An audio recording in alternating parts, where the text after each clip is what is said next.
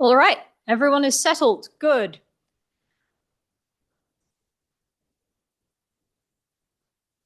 I need to mute the laptop so that I'm not getting my own voice echoed back at me. Welcome to the 135th edition. Should actually go back a slide.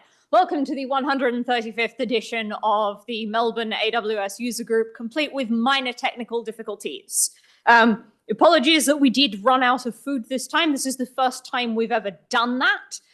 The numbers were a little bit wonky because of the 4-day weekend, and it turns out that a lot of people RSVP'd the day before, so after we had placed the food order. Apologies for that. There will be adequate food next month, we hope. To begin with, in the spirit of reconciliation, I would like to acknowledge the Wurundjeri people of the Kulin Nation on whose land we meet today. I would also like to pay my respects to their elders, past and present. We also have a code of conduct here. You can see a basic version of it up there, but it really comes down to just be good to each other. If you want to review the whole code of conduct, the website is up there. By being here tonight, you do agree to that code of conduct. So please make sure that you either understand the short version or you've read and understand the longer version. We are on the internet.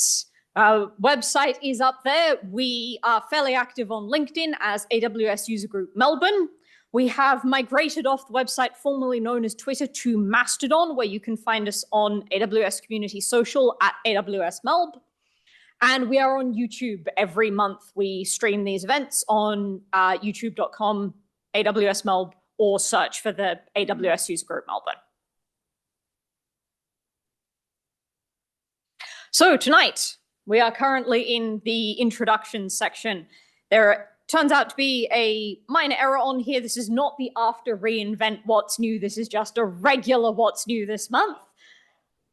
Yeah, it's the after reInvent what's new.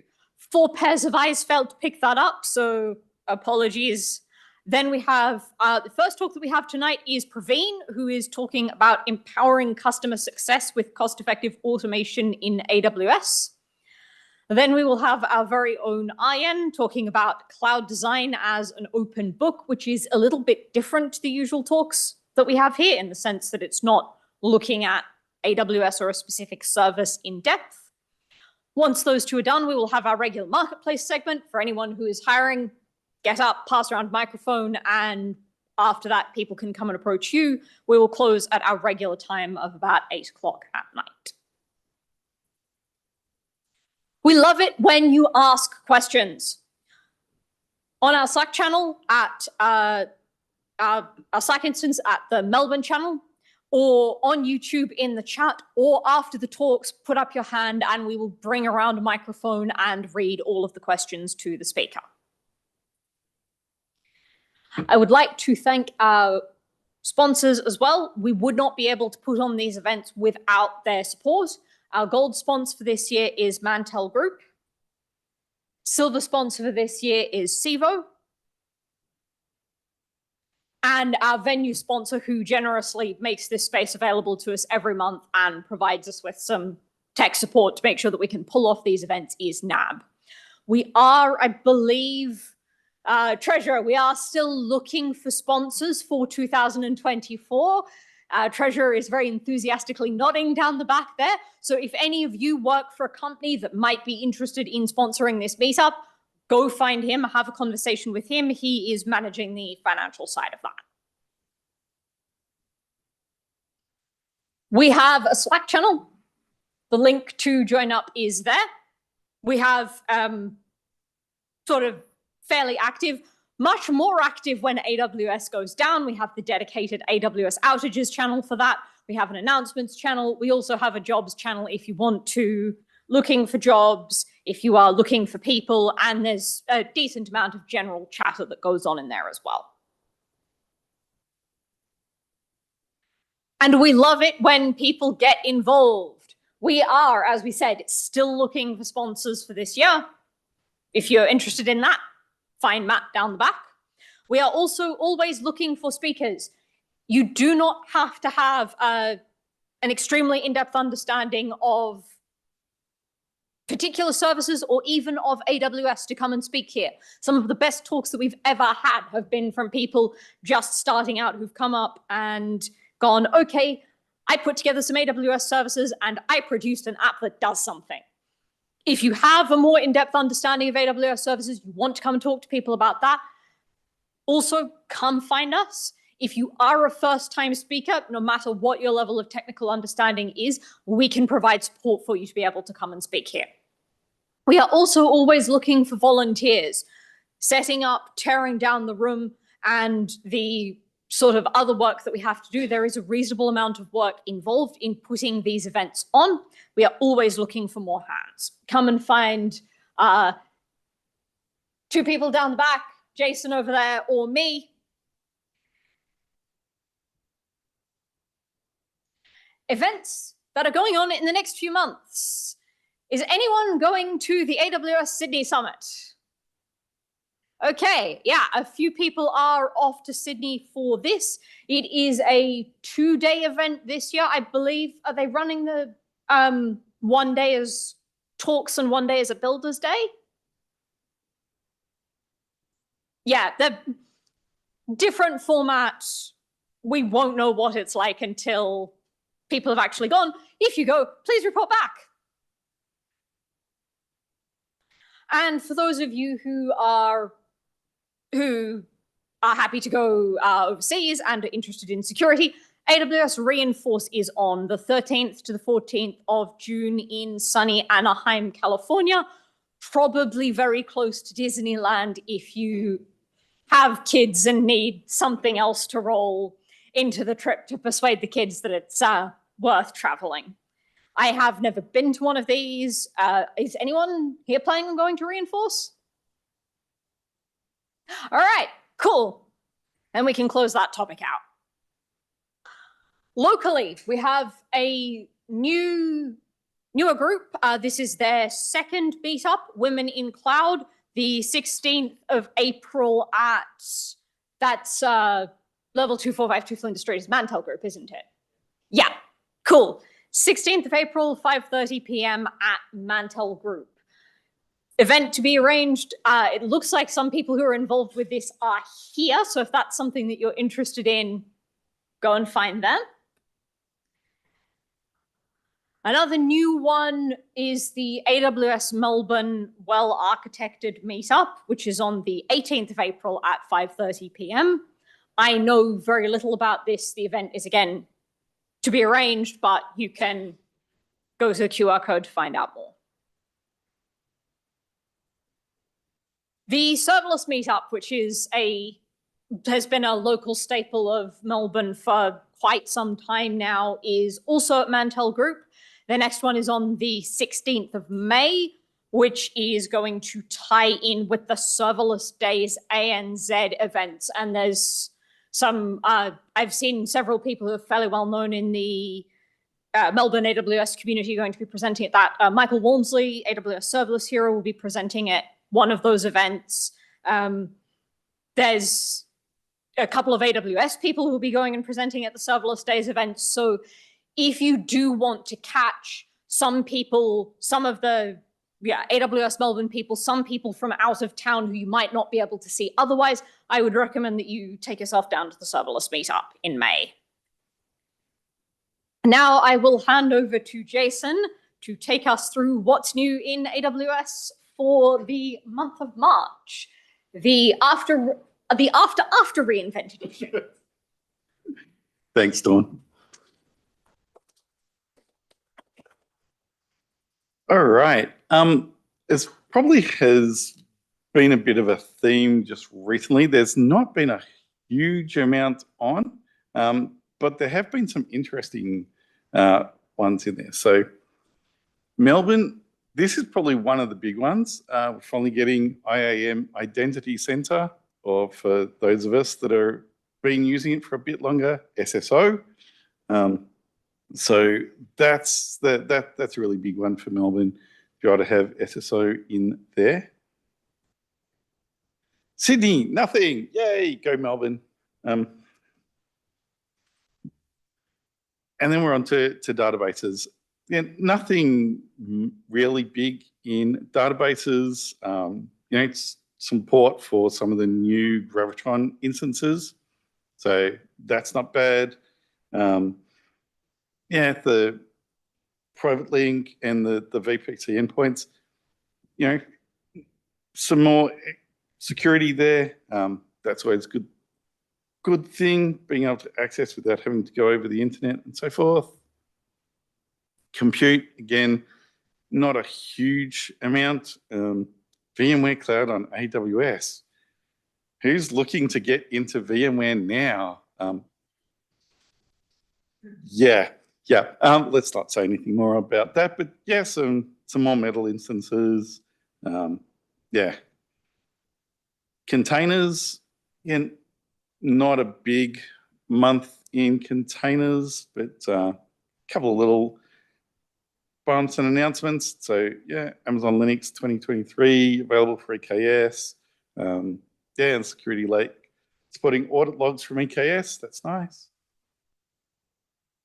Machine learning. Hey, all about new stuff for Bedrock.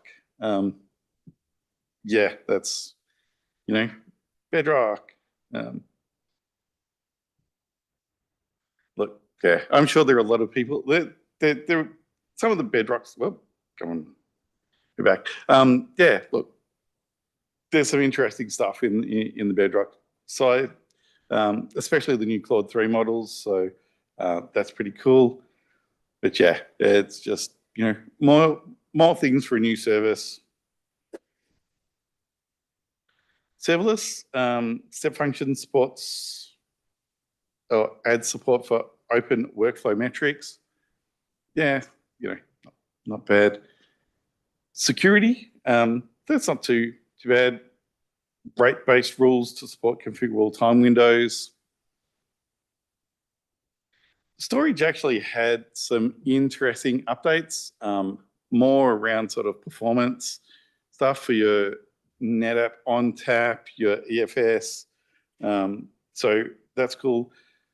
One thing with the AWS backup supporting the restore testing for Elastic Block Store snapshot archives. So, backup is only good if you actually test your backups. Other than that, it's a theoretical thing. So being able to support the restore testing of your snapshot archives is a good thing.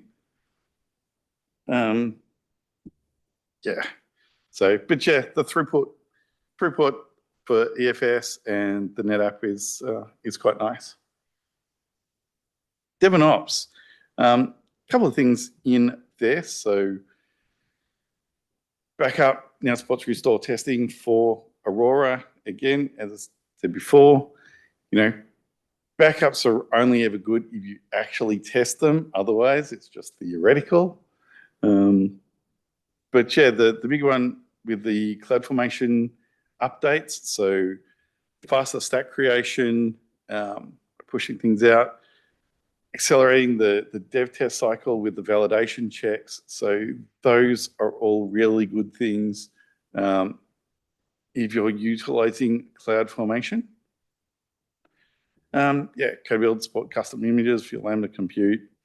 And this one probably Matt put in because he loves Connect, so the contact lens. So that's, and other cool stuff. So for anyone that is in the Deep Racer, the 2024 league has started. So that's a nice little fun one for anyone that's into Deep Racer.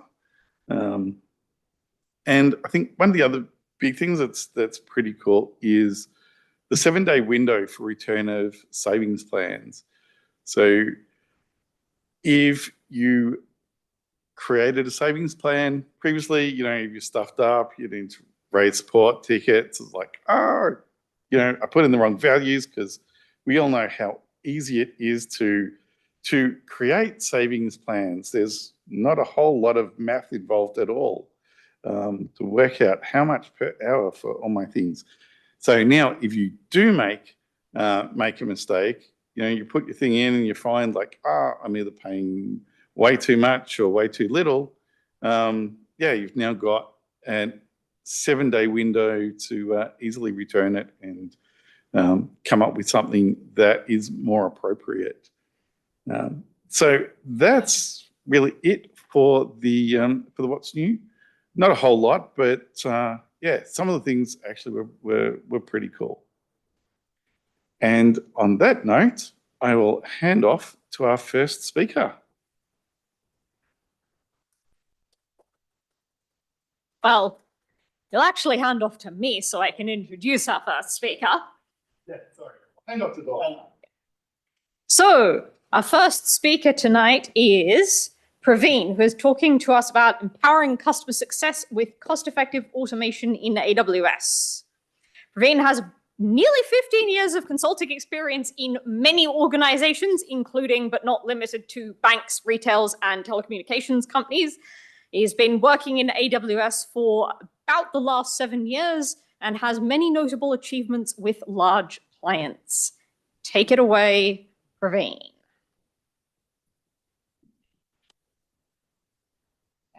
Sorry, this is going to be a little bit awkward because unfortunately, science has not been able to grow me a cell phone yet.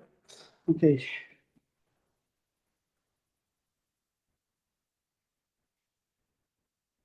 Anything needed here? We might need to unlock. Okay. There we go. It's woken up. Okay, Brilliant. sorry. Thank you for the intro. So it saves 2 minutes of mine. Okay, let's start a presentation. Myself, Praveen, I'm working in Mental Group as a lead consultant. And today I'm going to present one of the customer success story that we just finished a month before. And I just like to showcase how we can provide a solution in a simplified manner as well. Okay, so what are the customers' request is basically, they have their on-prem system working on VMware. They have a whole army of people who are expert in VMware, but none of them knows AWS. What the only solution they want is a disaster recovery, nothing else.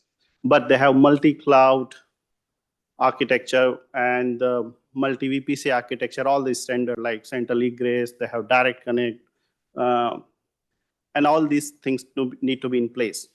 Okay, but from AWS service side, they need disaster recovery where they basically replicate their server to AWS side, and in event of disaster, AWS will bring up all the servers. They will use AWS. Meanwhile, they recover their data centers. Once they recovered, AWS should be able to bring back the servers to data center, and that's it. So that gives the customer satisfaction in case of any disaster. We have a backup plan. Yes, quite a simple. Now, what is the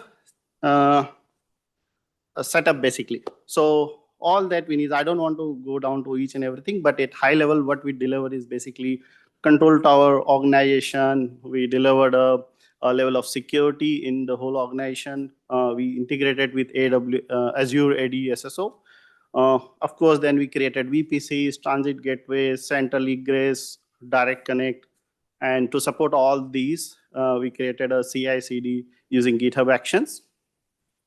And that CI/CD GitHub action we did using on-demand spot runners. So of course, when we talk about EC2, it's like on-demand, and then there's a spot instances. But what we did is like on-demand spot instances, means the instances will roll out. The type of instances is spot, but it will roll out only when you require. So it saves a lot of cost. And of course, the IAC tool, one tool, Terraform. Okay. The next is what was the challenges here? Because the customer just want to have a AWS side of it just to hold a confidence. Okay, we got a backup site. They have really cost constraint. Another one is they don't have any people who knows AWS. So when initially jumped in, it was very hard to even navigate customer to AWS console. So our challenge is to make customer feel comfortable about AWS and don't scare them with a lot of complex solution, like control tower, factories, this AWS service provider, all these things basically comes to very complex for the customer who basically new to AWS itself. and to give confidence to their engineers as well. So not only at a leadership side, but engineers as well. Well, in this case, leadership was quite confident that we have to go on cloud, adopt the agility of the cloud. But yes, engineers also in a void situation, well, after mental group go away, who's going to take care of all these things? And we also have to make sure that our solution is basically flexible enough, because they are doing with the Sydney region at the moment, but they will do eventually next year to Singapore and Hong Kong region. So they have their big plan. We have to make sure that our solution, keep it simple, but yet to be flexible and scalable to the different region as well. So yes, cost constraint, lack of cloud expertise, they're new to cloud, again, complexity for their own infrastructure. They have data center in different locations in Melbourne, Sydney, Auckland, and also they want scalability because they want to go to other regions as well in future. Okay, so we started with what choice of tools we basically bring into the plate. And I said one CloudFormation template. It means the whole automation IaaS system. We just use one CloudFormation template, and I'll explain you what that template contains. Terraform for all rest of the IAC, GitHub Action for CI/CD, and again using on-demand spot instances. I already explained. It's like it only runs when you click when there is any workflow running. If there is no workflow running, there is no instance running. And even if the instance is running, it's a spot instance. So that saves a lot of cost. And during off business hour, it just goes to zero, scale to zero. Okay, from source code repository side, we just got 3 repositories. One is for bootstrapping accounts. Another one is for management, like all the security hub, guard duty, and all these things. And I'll go through the code walkthrough as well at the after the slide presentation. We then got an AWS organization setup. That is because they started with 5 accounts and they eventually go with a 10 account max. So for setting up AWS organization and account, we just did using console. We haven't introduced a lot of automation to manage it later on and spend time, because something which can be done in a day, why we spend time to 7 days to automate, it's not cost effective. Again, setting up Microsoft AWS SSO AD is again simple task. We just integrated it manually. There is no hooks. Okay, so that's basically principle we chose. Now next is, okay, so the first thing which I'm coming through is like Bootstrap and then management repo and the platform. So let's start with how we basically integrated all these accounts. So we got 3 management accounts, which comes in AWS organization, like management, security, and audit. We got then the other side, we got their central networking account, and they have their workload accounts. A simple organization architecture. We then bring on the CI/CD account, which basically acts as a automation, account, which basically automate rest of the all account. How we basically communicating is using roles.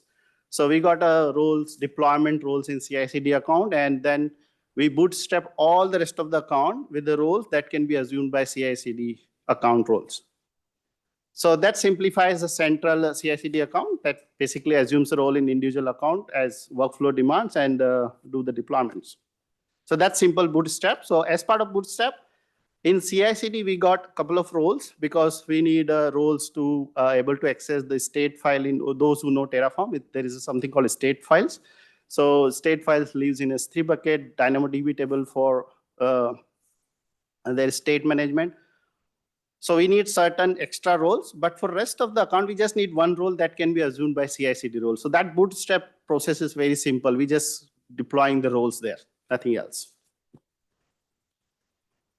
So here's the automation architecture. So as I said, we got one CFN template. That's it in a full ISC repository. That template is basically to deploy the S3 buckets in a CI/CD account, because those state files will be going in S3 bucket, and who is going to deploy the S3 bucket is, so we chose CloudFormation template. After we deploy, that's it, that's one-off deployment. We never touch that CloudFormation template. Then as part of Bootstrap, we deploy CI/CD roles. So you can see that this particular color, it's only applicable to CI/CD account. The Bootstrap is applicable to all the account. So Then we basically have a management repository that only doing the audit management account component deployment. For example, guard duty, your logs and archive accounts. So this management repository basically managing the management, security, and audit accounts. The final one is platform that has all the rest of the things like VPC, your direct connect. There are two types of VPC, like general VPC and the workload VPC has a different architecture. Transit gateways and all these things sits in a platform. Yes, it's a monorepo. I'll show you the architecture as well when we go further in the code walkthrough.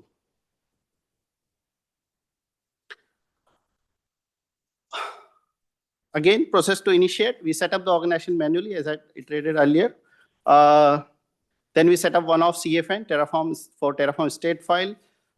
Using Terraform repo, we run manually VPC. Okay.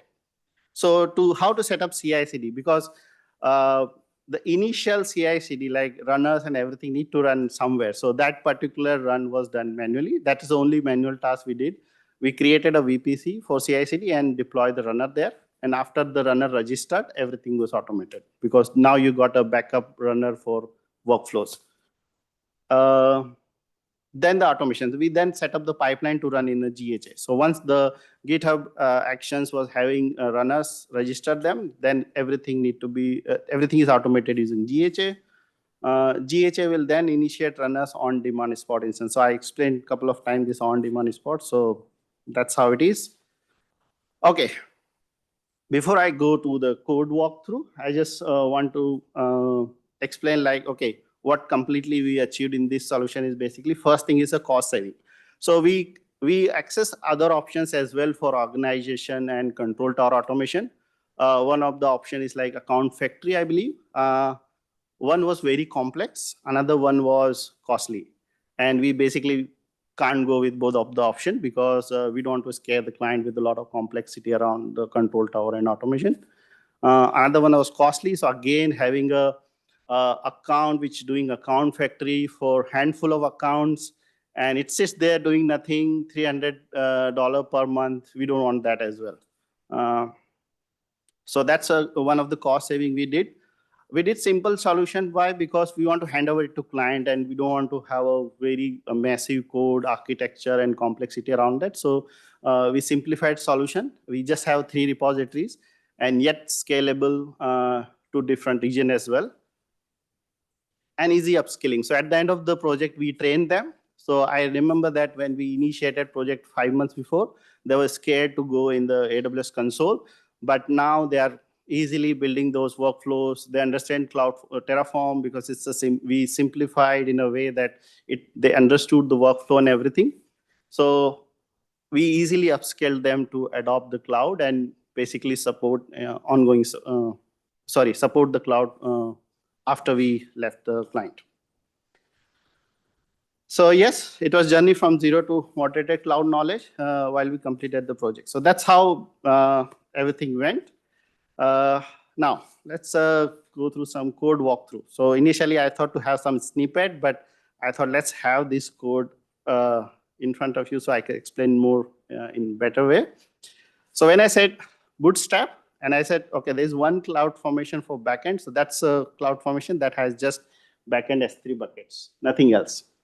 And that's one-off we deployed and we forgot where it is. So that's for a backend. Okay, now how we structure the bootstrap. So bootstrap is something when we have a new account, we just need to have those IAM roles. So these bootstrap need to be run like using command lines. So you go to SSO, get the key, get your access credential and run the bootstrap for a particular account. So that's a one-to-one deployment and that can't be automated because the account is, when account initiated, it doesn't have anything. Okay, now how we did this bootstrap. So we got modules and we got this account, management here. So we got infrastructure account, management account, sandbox accounts, and so on. So for example, infrastructure account, I got deployment account, what I want to deploy. So for example, I want to deploy module for deployment and then a module for common configuration. So for example, like deployment module, obviously because it's deployment required other accounts to get assumed. So it has some complexity. Other than that, rest of the accounts, for example, network account, just have this common configuration. And if you go to common configuration module, it has only deployment role, nothing else. That's very simple. Every account has roles that can be assumed by the CI/CD account role. And CI/CD account has a main deployment role that can assume the target account role. So that's only ecosystem we created. And that's simplified our bootstrapping thing. Once that bootstrapping done, we got the role created. So our CI/CD can access it. And before I jump into management, in the platform, we got a component called GitHub Runners. So we basically use these GitHub Runners to initiate manually so that our GitHub Runners can register to GitHub, give a platform to run our workflow. Okay, now let's go back to management. So what we have in management, we straightforward here, we haven't done much over engineering. We just have 3 accounts: management account, audit, and logging account. So for example, management account, we did group assignment from SSO side. So SSO side, they have groups, and we then assign the permission sets and everything using automation. Organization control, AWS SCPs, all this deployed. And it's all backed by Terraform, the GitHub automation. So all this is, the workflow is basically supporting all this automation. Again, simplified version of this one. Security audit account, again, what security having? Security hub, guard duty audits. Logging account has guard duty logs. Simple one. So that simplifies our management. Anything to extend this management, they in future, suppose they have more cloud expertise or they bring us to have more secure management account, we can do it here. So it's again scalable. You can scale, have more granular, security posture, or whatever you want to do, you can do it. So again, as I said, we created that simple architecture, but yet it's scalable and simple to understand for someone who's new to cloud. Now let's dive into the bigger repository, which is our platform repository. We call it as monorepo. So how we organize is basically we organize the account again here, the same architecture as we have in management, and we then call some components. And then components may use one or more modules. So we basically use modules. Again, I'm not keeping the module in a separate repository because that brings another complexity of having your workflow having some PAT token, and there are a lot of complexity in workflow if you keep the module separate. We don't want client to get those failed pipeline because this PAT expired after a year. So because the client has only one repository, we thought let's have it here. And in case if they have multiple repositories using this module, then the design will change a bit. But to reduce that complexity, we keep the modules here. Now let's do like how the lifecycle works. So for example, a sandbox account, we just keeping the variable files here. And our workflow basically here. Yep. So what we did here is some enhancement here to say, okay, if you particularly change a component, the workflow will basically detect a component and which account it applies. So here we basically having a map like, okay, this is the account, these are the component deployed. So if assume that you updated target transit gateway attachment, it basically applied to all this account. So that particular workflow is basically detecting only the updated component and updated account and applied only those account and component. It's not running for all component every time. So that simplifies our GitHub runner consumption. Yes, of course, I don't want to go more detail, but it's like, yeah, it having these checks like, okay, your change component is having a client network. Yes, then it basically runs all these component, and then again it checks so that, okay, whether you have this component, then it runs only for that component. Rest everything is just skips. So I don't want to go real detail in this, but that's how we manage the workflow to say only deploy the change component or the change account. So you have accounts. Each account will then deploy a component at a time. Okay, that's our workflow. So if you go to any component, for example, general VPC, what you see is basically it is using a module VPC and it's deploying a general VPC. How we setting up our, for example, our tiers, for example, we have public, private, secure, transit gateway subnets. And there is another component called workload VPC, where they have a workload going to be deployed. So there we have a different tiers. So like public, private, secure, transit gateway, and DRS staging. So those are the different layers. But we are using the same component, AWS VPC, in both places. So that's the usability of component we are using. So we are using in two components, same component, but different. Oh, sorry, one module in two different components, but using different local variable. Again, if you go Terraform routes, you can see here, we basically simplified all the routing. So, and we name it in a such a way that once you have a new route, you just put a variable and you name the route, and then you can see a JSON format, kind of like Terraform format, to define all the routes and everything. So I'm just a bit over, I guess. But yeah, that's pretty much it. Yep. Any question on that one? Yep.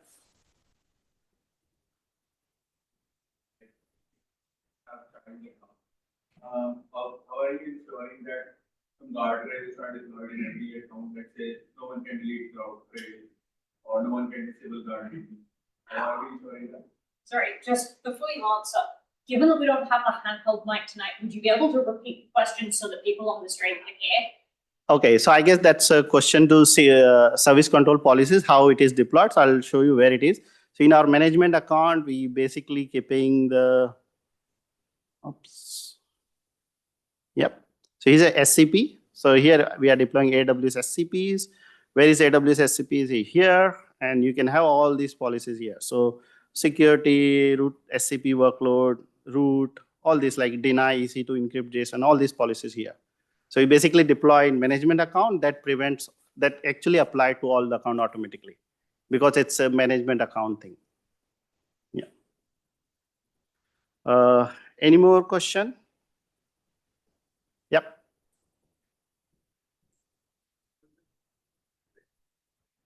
New service or account.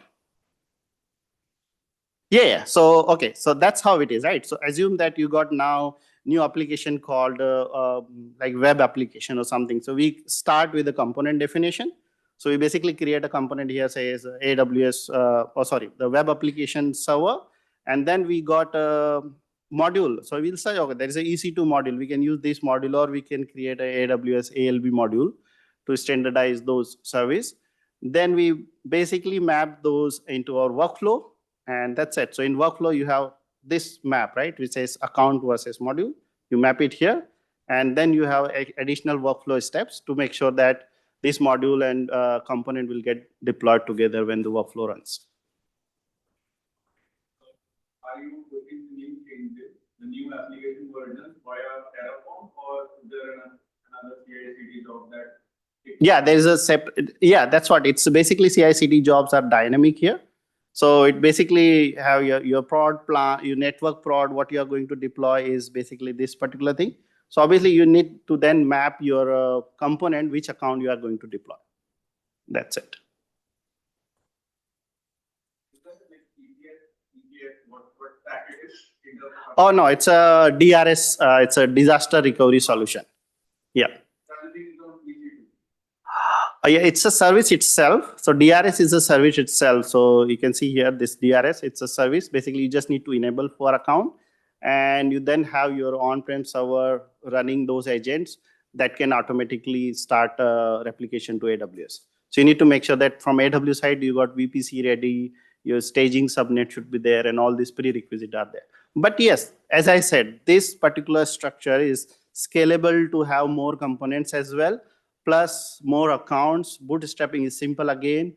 So that's how we basically bring a client to a confidence that this is manageable and simple solution, yet you are in AWS. So that gives confidence to us. So that's all presentation for today. A simple solution, cost effective, no running cost. So as of now, client is not running anything for 6 months because they test the DRS only 6 months. So they are not paying any cost to CI/CD, nothing is running behind the scene.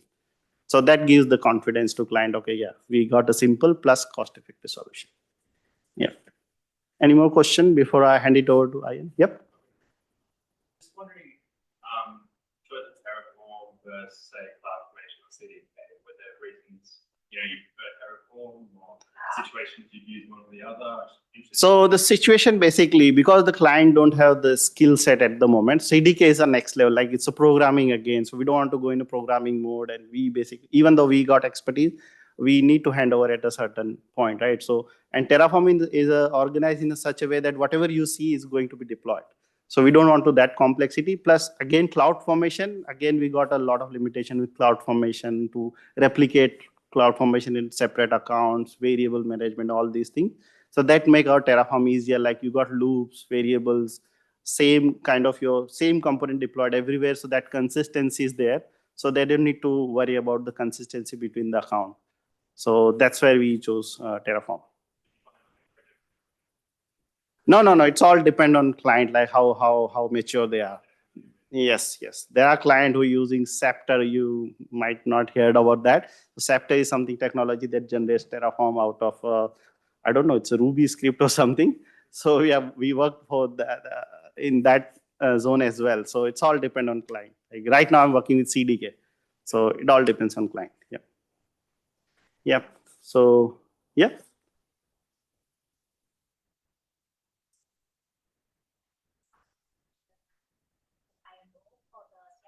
Yep.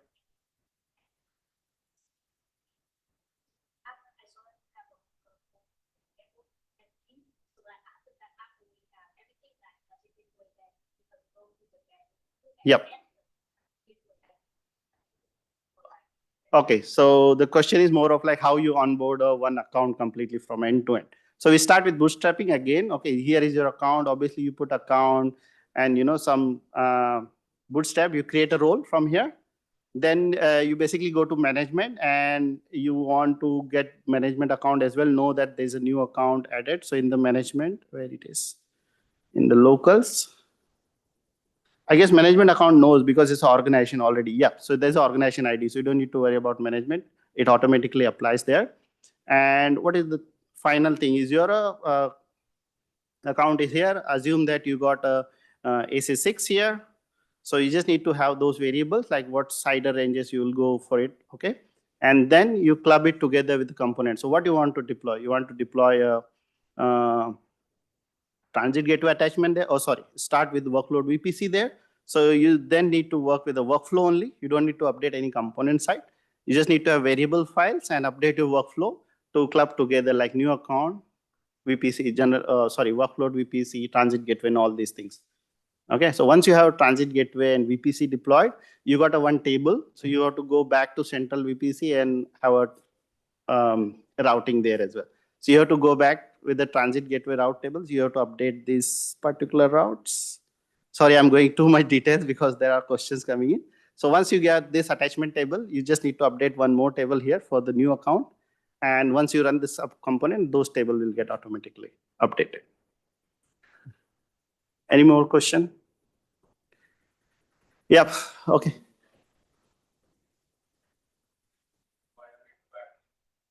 Go via approvals and authorized person only rather than any merge that is happening on Git. Oh yeah, that's mostly the branch protection thing. So we got branch protection, we got approvals here as well. So we got environment in GitHub, and the environment having the rule called protection, and it automatically does that. Like if it is prod, it will do the approval and everything. So it runs a plan, put that in a PR itself. So this is the plan, this is going to be update deploy. And once you're good with that, you approve it and it will deploy it. Okay.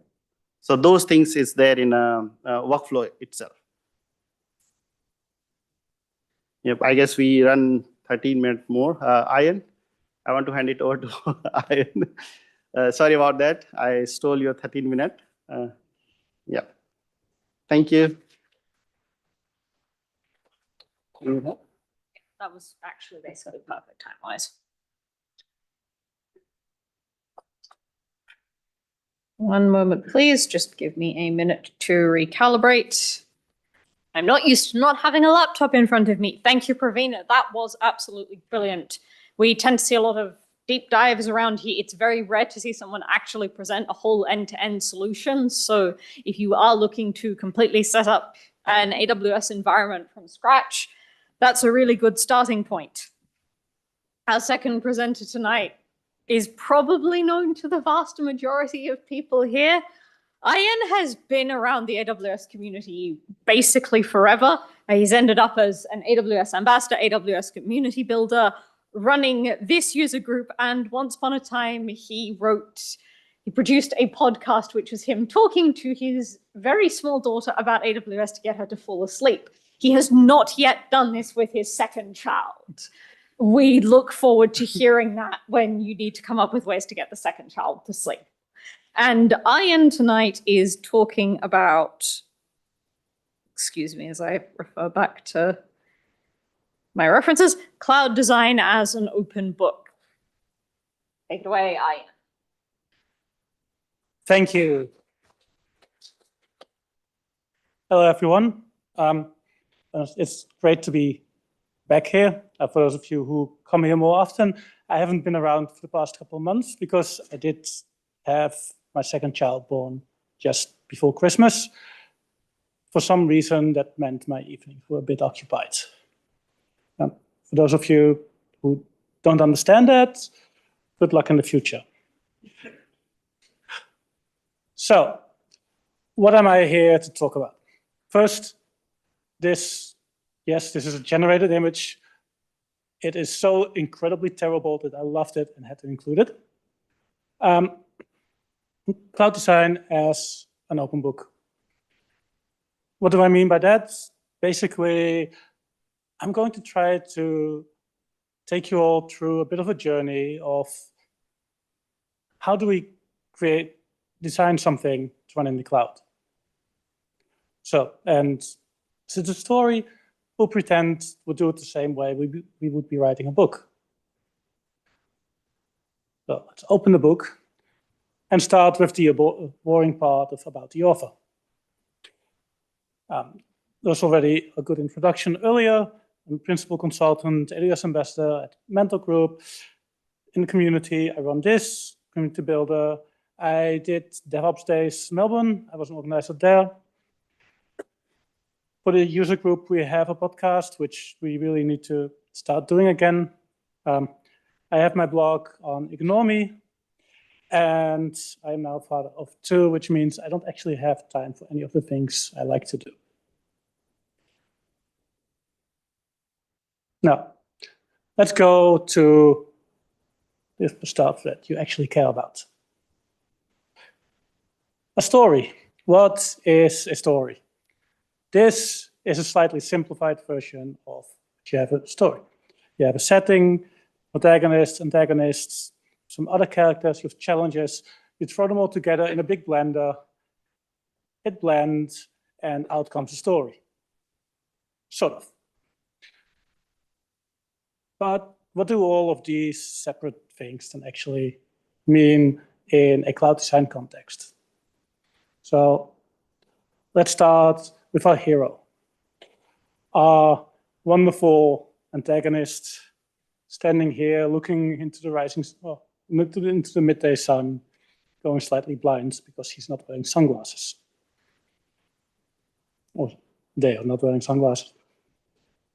So, a protagonist. In a story, what do we have? We think about where are they from? What do they like? What do they look like? What is their history? All these kind of questions is in a book or movie or whatever you preferred medium entertainment is. These are important to know who you're relating to. In the cloud, we've got something similar. Actually, I forgot to ask, but with cloud design, what do you think is the protagonist? What is the main character of your cloud design?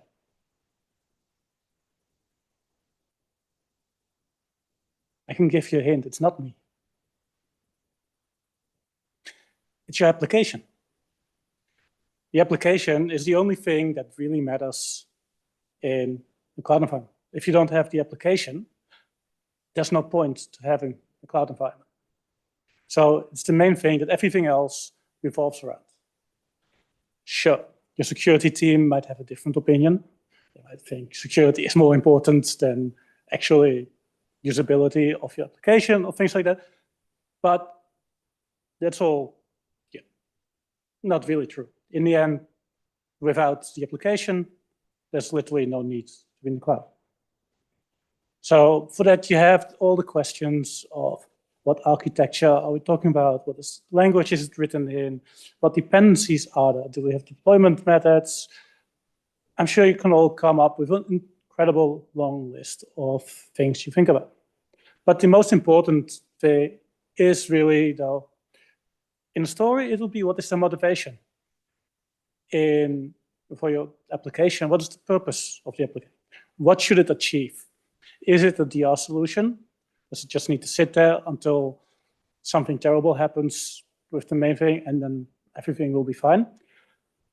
Or is it something that is supposed to deliver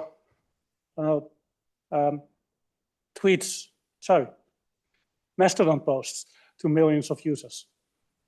Is it, these kind of things are the important bit. So that is what you need to take into account. You may notice I will be showing a lot of questions here, because that is how I always think about the cloud design. You can't just come up with something. You need to ask all of these questions. So when you then have design, or when you know the purpose of your application, then you can think, okay, what is this? What kind of application is this? Is it container-based application? Is it a serverless application? Does it run on instances? Depending on what stage you're in, this may be something you don't know yet. If the application is still being written, talk to your developers, or you are the developer, decide what works best. If it's an existing one, you may not have much of a choice there. So then, of course, once you have made a choice, is it container, serverless? You go into the details. Are we going to run this on ECS? Are we going to over-engineer it onto Kubernetes? Or even ROSA, which is the Red Hat OpenShift on AWS. Wonderful name. Is it going to run on App Runner? And will we use something like ECR to store images? Or do we do it in Docker Hub? Or do we have our own solution for it? Or another third party? All of these questions, things you have to ask. And of course, that's not limited to containers.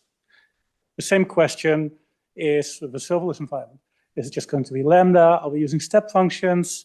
Is it going to be using event bridge, API gateway? How do we trigger our Lambda functions to our customer or users, however you want to call them, go there and talk directly to the Lambda function, or is there all kinds of layers in between?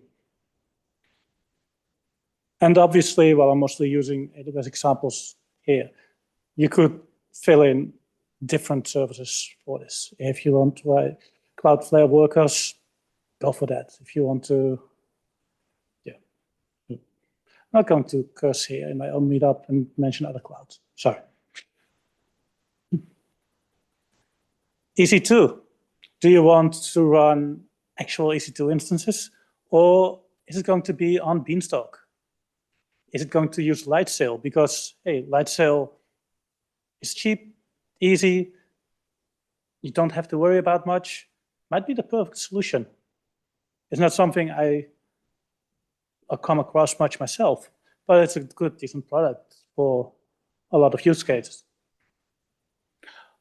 Or, of course, are you doing that migration from on-prem and have to run everything in VMware? My apologies for that. Or is it a combination of all of it?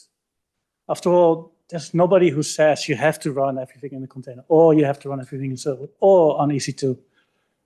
The beauty of the cloud is you can use bits and pieces of everything that suits just what you need. And here I just mentioned the compute. The same questions you would have to ask about your data storage. Is everything going to be, is your file storage going to be EBS, EFS? Are you going to put it on S3 and pretend that it's file storage? Are you going to just have things on S3? Do you have your databases? Is that a NoSQL database? Is it a time stream database? Is it Aurora, RDS? You have to always discuss and see what the options are.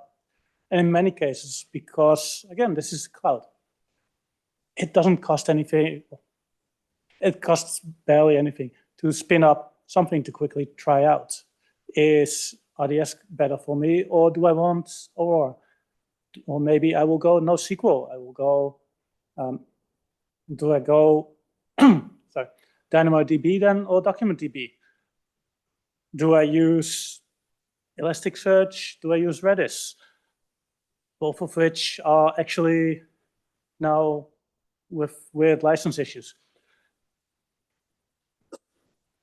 It's, yeah, these kind of questions you ask. Again, also, do you have any CSCD things that you need to take into account? Do you want to run it on GitHub Actions? Do you want to run it on the CodeStar, Code Asterisk, not CodeStar the product, but all the different code products from AWS, which they really messed up with calling one of them CodeStar. These are questions to know, just to get the lay of the land. What does your application need to be able to be deployed, to be run, and deliver things to where it needs to be delivered? Now, then of course, we have a setting. Our application runs in a beautiful fantasy landscape. Mountains, volcanoes, lakes, ancient ships. It's all fun and good, but how does that work again in the cloud? Well, the main question basically is, what is the broader landscape? Where does my application live? Okay, it lives in a VPC. I know that part, but what else? So demonstrate. Let's have a look at, we have our VPC here. Good. Standard free tier, subnets, public subnet, private subnets, and the data subnets. I'm not showing anything here about NACLs or security groups, things like that. But let's imagine the data tier can't go out to the public internet, and that's why it's separate. That's usually where you store your databases, things like that. So in the private subnet, we'll have our EC2 instances. Let's just go with EC2 because it's an easier icon to put in here. Our data tier, we have Aurora spread out over all three availability zones, and an ALB, so people can actually access our web application. Great, that's all we really need. Except our application also needs to be able to talk to the outside world. So let's add an internet gateway there. But then our security teams comes along and says, yeah, no, we don't do that here. You have to go through Transit Gateway. We have a centralized egress point, so that we can monitor and inspect the traffic that you send to the outside world. So these are the kind of things that you need to take into account for the broader environment. Are the requirements from your application? Is your VPC, which region is your VPC running in? Is it a single region? Is it multi-region? What are the limitations of that region? The reason we have a what's new in Melbourne and what's new in Sydney section separately is because both of those regions have different services. A simple example there is in the Sydney region, the free tier EC2 instance type is a T2 micro, which was, I think, released somewhere in the 1800s and should really be updated. The Melbourne region doesn't have those instances. So there the free tier instance type is a T3 micro, which also isn't the newest anymore, but that's neither here or there. So it's these regions, these little region differences that you have to take into account as well. And then what account am I running in? what else is running in this account? Is there anything about the account that I need to keep in mind? Where does this account fit in the actual organization? Are there any SCPs applied, as Praveen earlier showed? You put all SCPs to show things that may or may not be possible. Again, these are the kind of things where you need to pay attention to the broader landscape. Then we have our other characters. Who else is around there? Who do we talk to? What do we talk to? Do we need to have connections to a different VPC? And if we do, is that VPC peering? Is that transit gateway? I just messed up. All right. Is that VPC letters just going all fancy with zero trust? Or is it through private link? No, go back. No spoilers. These, again, are the things we need to think about. Not shown here, but also how do you, as a person building it, access the application or the instances? Do you need access to the instance? Preferably not, but if you do, how is that done? Do you have a VPN access? Do you have a direct connect from your data center that you can tunnel through to get there? Do you have instead properly using Session Manager? Again, all of these things where you need to keep in mind, okay, this is what we do. This is how we do it. And this is what we want to do.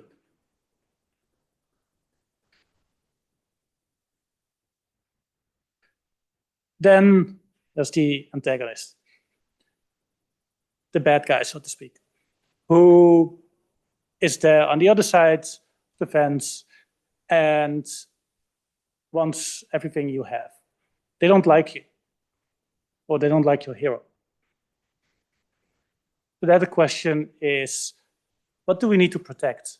It's not, you don't start with how do we protect. First, what is the important bits that we actually care about so that you know what to focus your attention on? Is it the data? Is it the access to our internal network? Is it not getting DDoSed? Do you need to stay up and running all the time? Those are the protections you need. And then based on that, you can decide, okay, what security measures do I put in place? And also, it's especially here, but it's through the whole thing, all of these come back to your previous items. So what if you need to protect things in such a way that you block traffic to the outside world that will prevent your customers from actually using your application, you're doing something wrong. So again, you're blocking your antagonist from your hero, your application, from actually delivering the service that needs to be delivered. So that's all the things you need to do. I'm not going through all the security services here that AWS has. There's too many of them. But standard things you would do are things like CloudTrail or GuardDuty, Security Hub, or things like that. There's a lot of them. And even the ALB I showed earlier, in a way that is a security measure, especially if you put a WAF on top of it. Actually, they come by default with standard WAF, a standard shield, and you can pay through the nose to get that upgraded to expensive shield. Can't recall the approved term for that. Shield Advanced, thank you. And then there are challenges. The challenges is something that I can't help you with. The challenges are the things that show up when you start designing, when you start building. The challenges can be that you're a fan of Terraform and the client wants to use CDK. The challenge can be that your security team has requirements that you really don't want. The challenge can be that CloudFormation takes taking 3 hours to deploy and you want a deployment every 15 minutes. There's many challenges and there's not much to prepare for them. A lot of those challenges are things you learn to deal with the more you do this.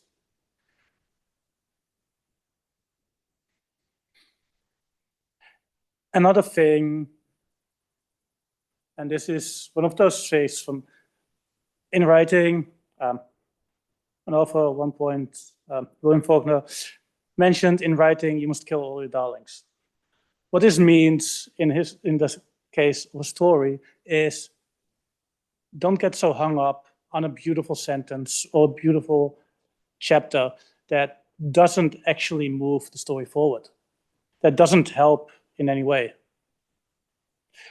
The same goes for cloud infrastructure. If you spend weeks, months building something, and in the end, things change, don't get upset that all that work was for nothing. It happens. I've had plenty of times where I would build a beautiful solution that I think is great, I love completely, spent lots of blood, sweat, and tears on it, and the next day AWS releases a service that basically does the same thing.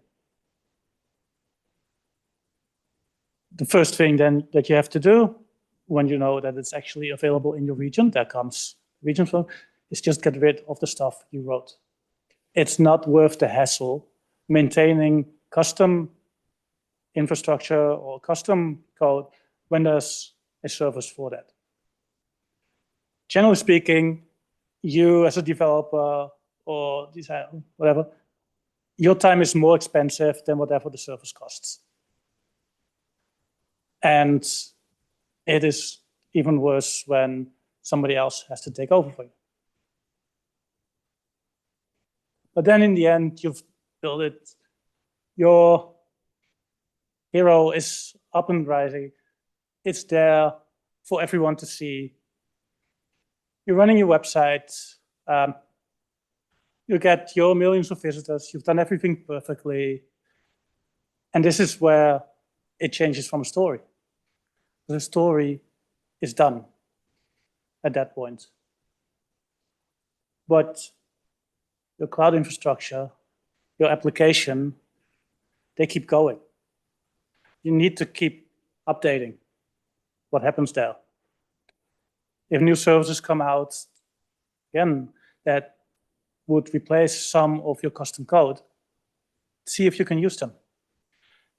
If you write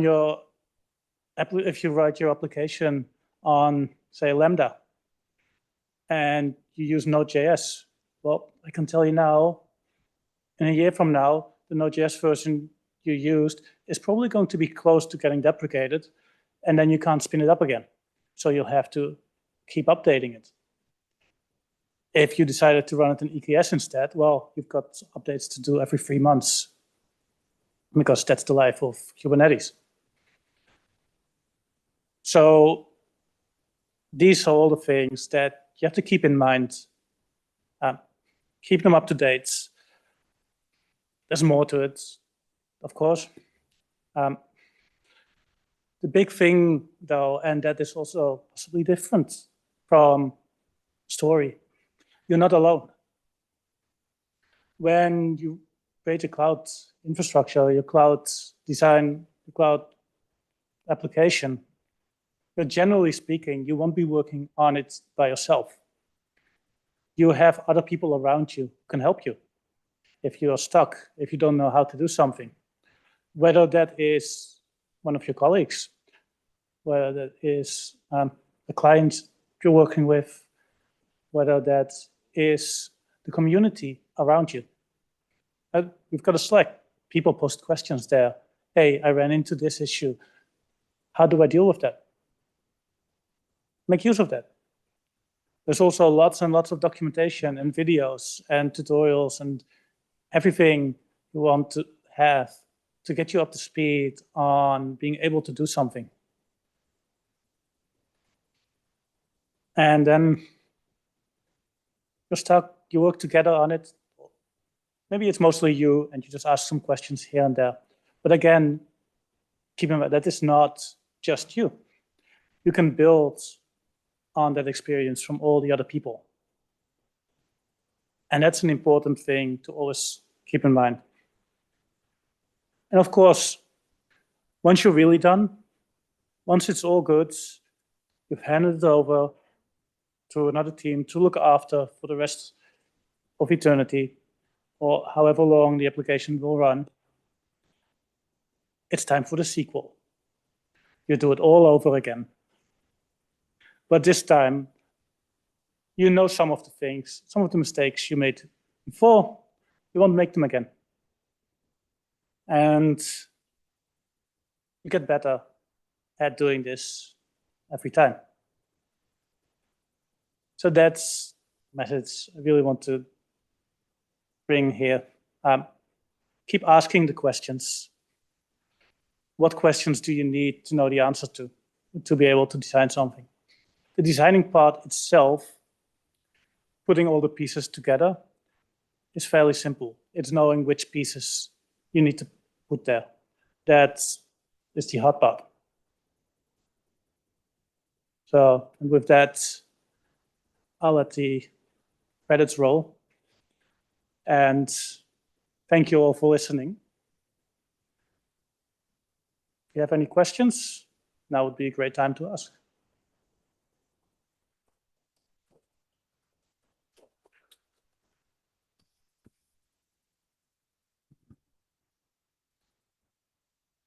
I was so awesome. Nobody has any.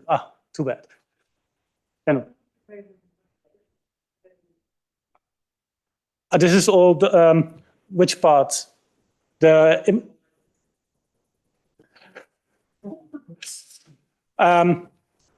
all the images were done using Stable Diffusion. So Gen AI. And the slides and stuff was all done in Keynote. That's basic stuff. Thanks. Any other questions? Everybody now bursting to go out and design some clouds.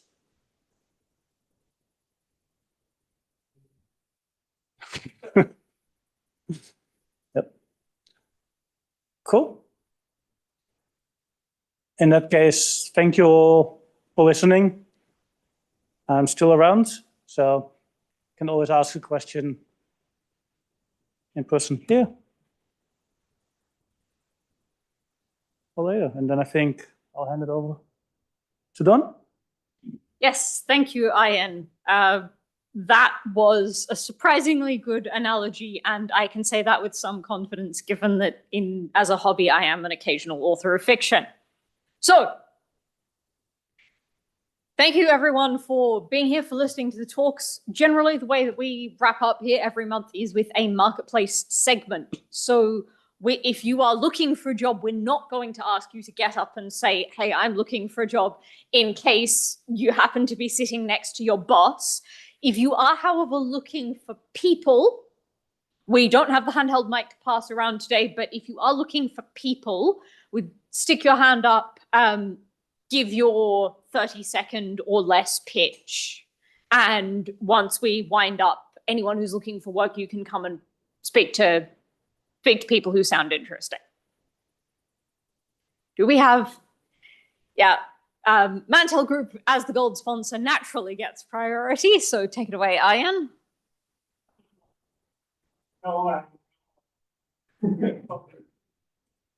we're looking for people across all parts of the basically, with the talent developer, security specialist, designers, anything.